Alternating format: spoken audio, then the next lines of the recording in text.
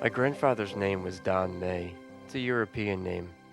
He was born in Ohio in 1919 and saw the birth of the little big city in Akron. He stayed in Akron where he quickly learned to live and die with the Indians. They won the World Series in 1920, then didn't win it again until 1948. He played in the minors for a year, almost two, but nothing ever came of it. Moved back to Akron in 1941 to be with my grandma, whom he married in 1942, and was already a grown man when he was deployed in the Navy later that year. They had my dad in 1965, and 29 years later, I was born. My grandpa died in 2013 before I had a real understanding of pre war baseball cards. I was 19 in my first year of college. I loved sports, particularly baseball, and was just getting back into collecting. But until I heard the voice, I'd never done a crazy thing in my whole life.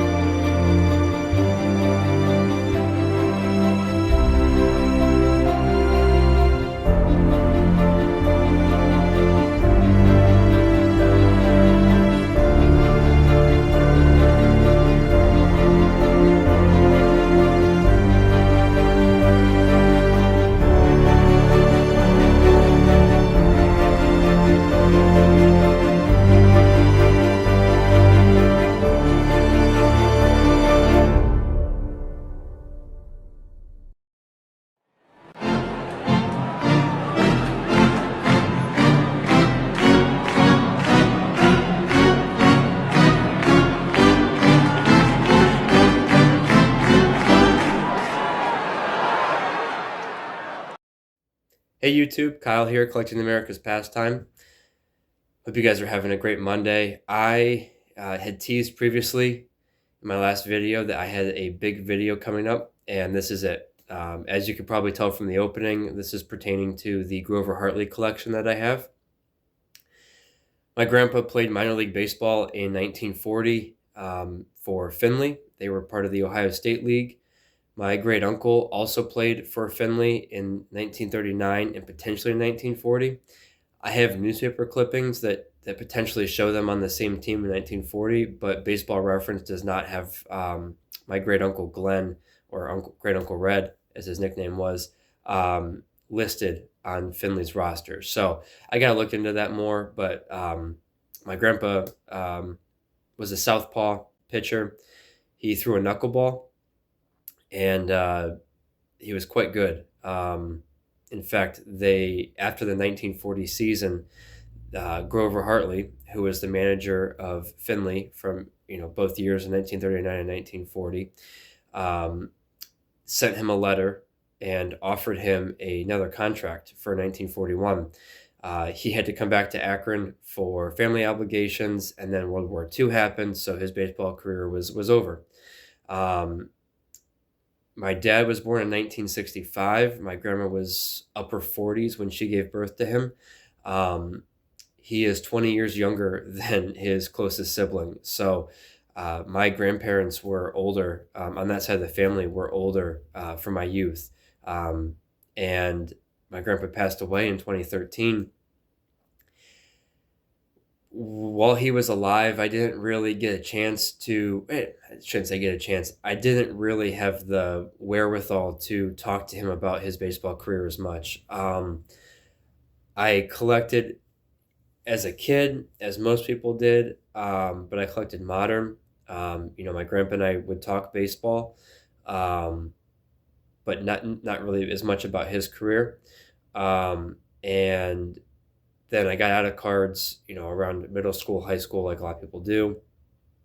Picked it back up after my grandpa passed away in 2013, and didn't really get into vintage or pre-war until 2016.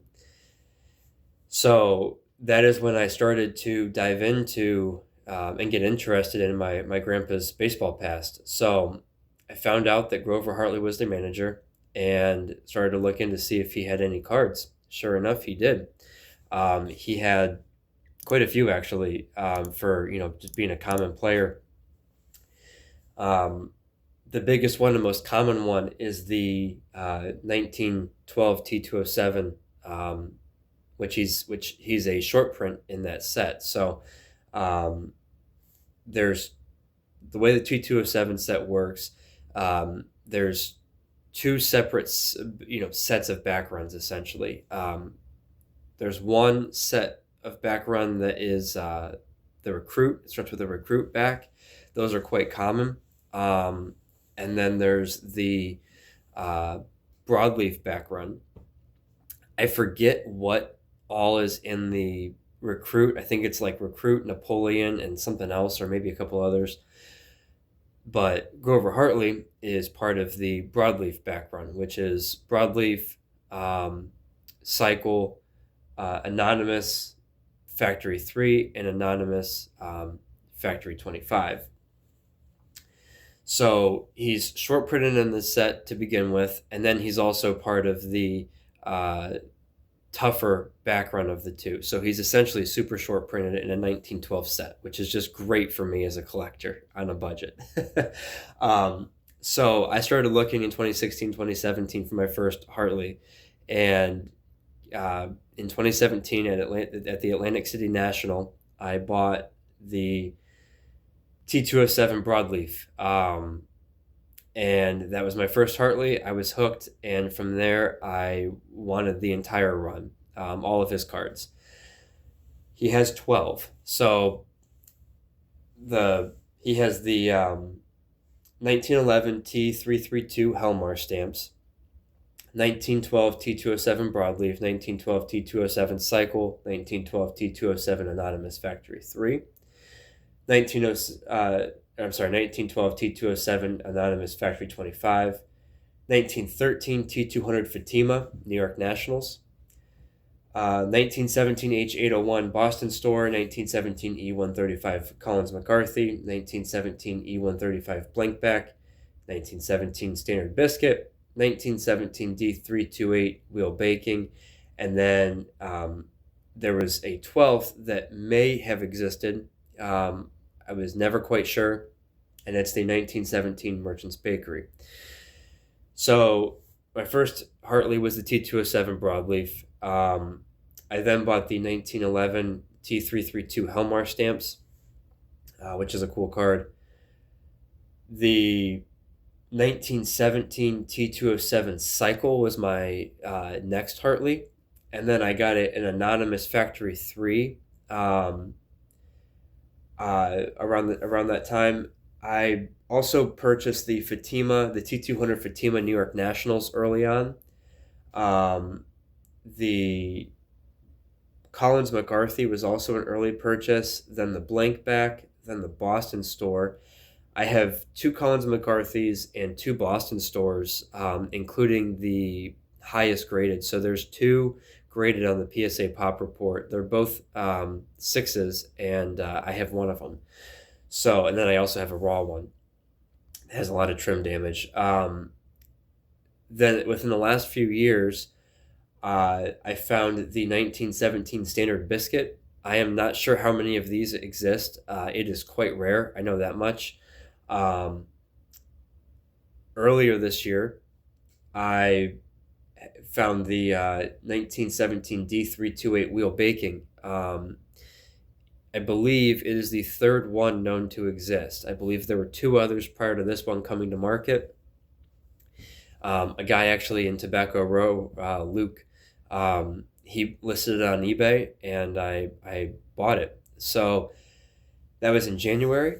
At that point, I thought I was done with Hartley. The factory 25 in my notes, I had forgotten to put factory, which factory. So I just had Anonymous back, which I already had the factory 3.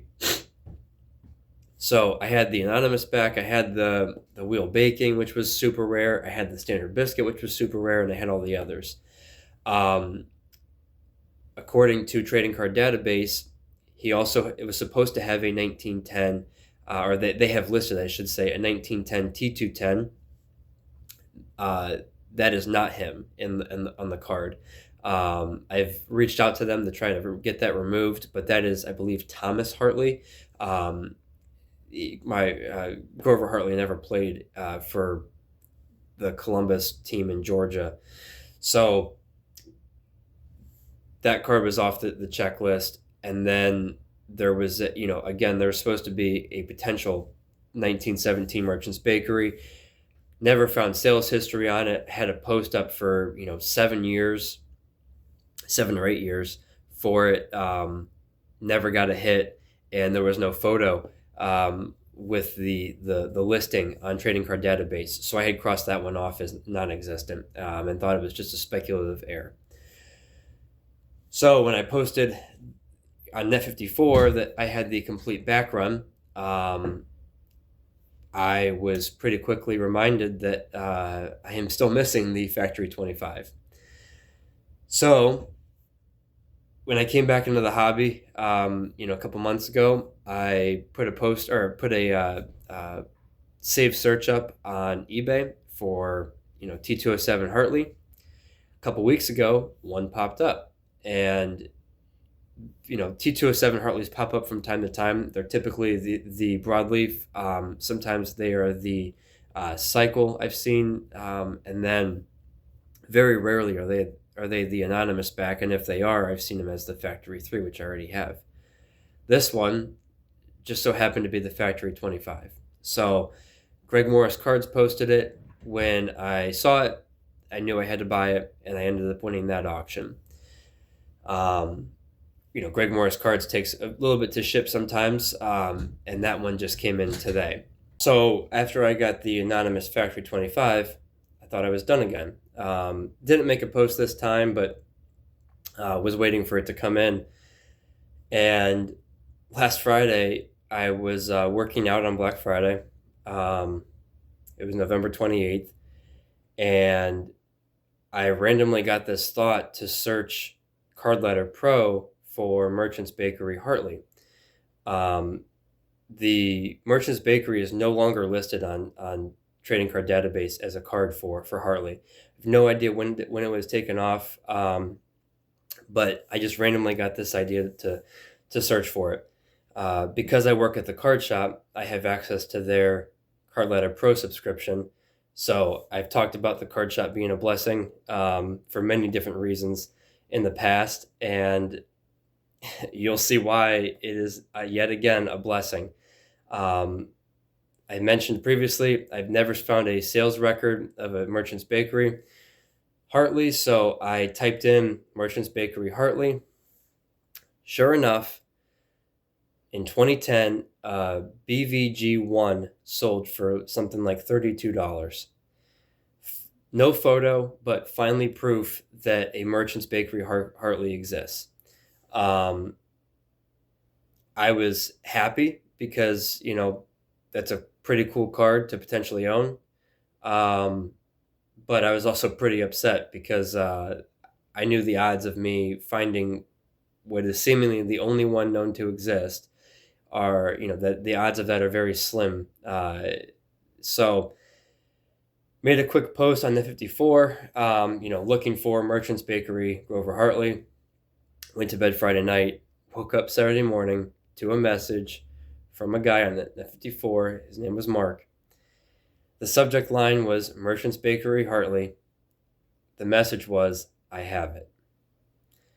And he had his phone number in there, so I texted him. I just said, hey, can you send me a photo of the Hartley? He sent me a photo. It was the BVG one, pretty sure it's the exact same one that sold in 2010, the only one known to exist to my knowledge. And he had it. And he said he would sell it. He gave me a price. I asked if, he would consider an offer. He said he would consider a fair offer. I made what I thought was a fair offer, a little bit below his ask, and he accepted it. The entire exchange took about 30 minutes, and that Hartley became mine. He shipped it later that day. That was on Saturday, the 29th, and I got it today, the same time as the T207 Factory 25. So this year has been ridiculous for the Hartley PC. The Factory 25, not easy. The Wheel Baking Company, one of 2 or 3 known to exist, obviously not easy. And then the Merchant's Bakery, the only one known to exist, apparently, people didn't even know it existed. They are all mine. So I now have what I believe is the only complete Grover Hartley card collection in the world. I have the 1911 T332 Helmar stamps. I have the 1912 T207 Broadleaf, 1912 T207 Cycle, 1912 T207 Anonymous Factory 3, 1912 T207 Anonymous Factory 25, 1913 T200 Fatima New York Nationals, 1917 H801 Boston Store. I have 2 of these. 1917 E135 Collins McCarthy, 1917 E135 Blankback, 1917 Standard Biscuit, very rare, 1917 D328 Wheel Baking Company, very rare, and the 1917 Merchant's Bakery, the only one known to exist. So that is my Hartley collection complete.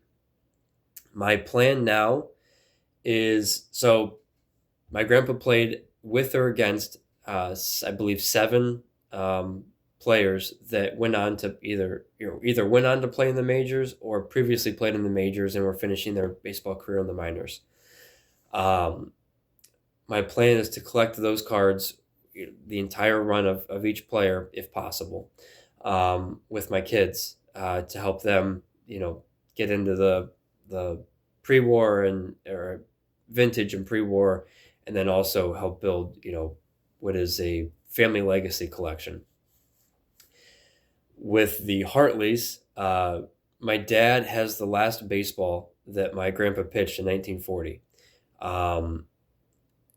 He also has the scrapbook that my grandma made, and I would like to make a display with the ball, the scrapbook, and then all of the Hartley cards around it someday. So we will see when I get to that. It doesn't have to be now, but that is the eventual goal down the road. So I wanted to collect Hartley to honor my grandpa, and believe I have accomplished that. It's pretty cool. Hartley does have a 1914 New York Sun or something like that. It's a huge supplement card, or not card, but huge supplement piece. I've had a search saved for it. I've never found one. There's a photo of it on Trading Card Database, so it does exist. I'm not real interested in including that with this run.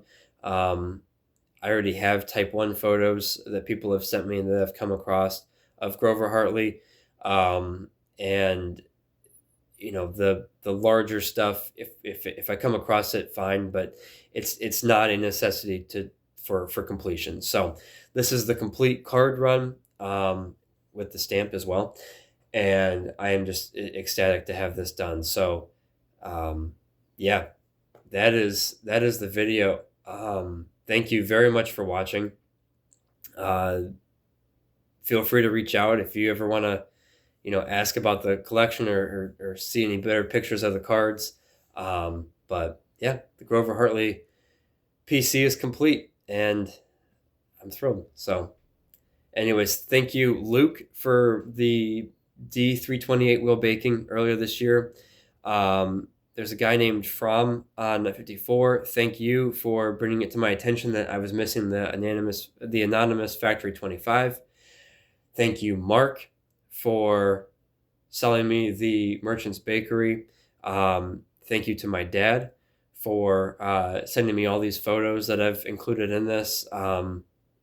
That's been awesome to include. Thank you to my wife for giving me some time to put this together. Thank you, Greg Morris Cards, for having the anonymous Factory 25. So, and thank you all for watching. This has been a fun video to make. So, live free, dream big.